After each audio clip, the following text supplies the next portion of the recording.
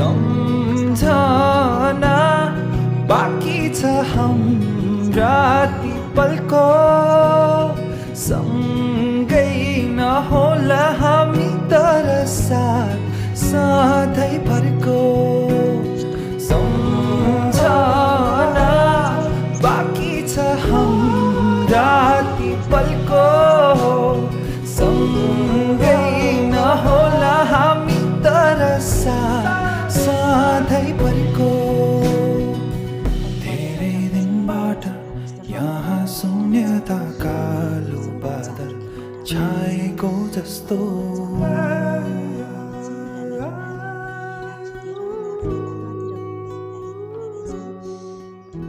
यस्तो राम्रो छ, यस्तो राम्रो ठाउँ छ। अरूतिर भन्दा गर्मी पनि खासै छैन। यहाँ चाहिँ हेर्नु न कति क्युट क्युटवाला बनाएको छ क्या भेडाहरू, कति राम्रोहरू क्या। सबै मान्छेहरू यता घुम्न आएको हुँदो रहेछ। अनि म पनि आज आएको थिएँ। त्यहाँनिर डाइनोसर हेर्नु न कति राम्रो छ। यस्तो राम्रो गार्डन छ है। यहाँ माथि छाताहरू छ, फुलहरू सजाएको छ। यो चाहिँ बाहिर निस्किने गेटतिर भयो। अनि यता कति राम्रो राम्रो ठाउँ के। म त पहिला नि आउँदाखेरि यति राम्रो थिएन, अहिले चाहिँ धेरै राम्रो बनाइसकेको रहेछ क्या। सुन्नुभयो नि, ख्यास्राङ ख्यास्राङ गर्छ, चिरिबिर चराहरूको आवाज आउँछ। फुलहरू यति राम्रो राम्रो छ। यहाँनिर कस्तो मजाले सजाएको छ क्या। धुप्पीहरू यस्तै राम्रो होइन। यहाँ चाहिँ टिकट पनि खासै महँगो पर्ने रहेन रहेछ। एकजना बराबर 100 रुपियाँ रहेछ। अनि हामी चाहिँ कति धेरै राम्रो लाग्यो क्या। कहिलेको यसरी घुम्न हिँड्नुपर्छ साथीहरूसँग।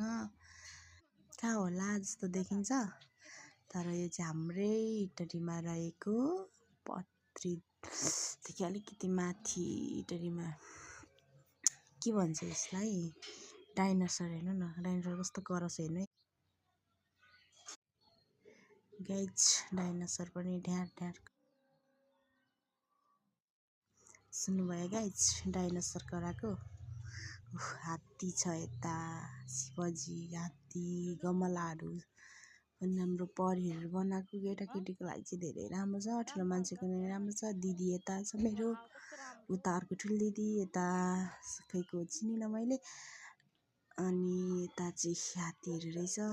फोटोहरू खिच्ने भिडियोहरू बनाउने ठाउँ धेरै राम्रो छ है ल। थ्याङ्क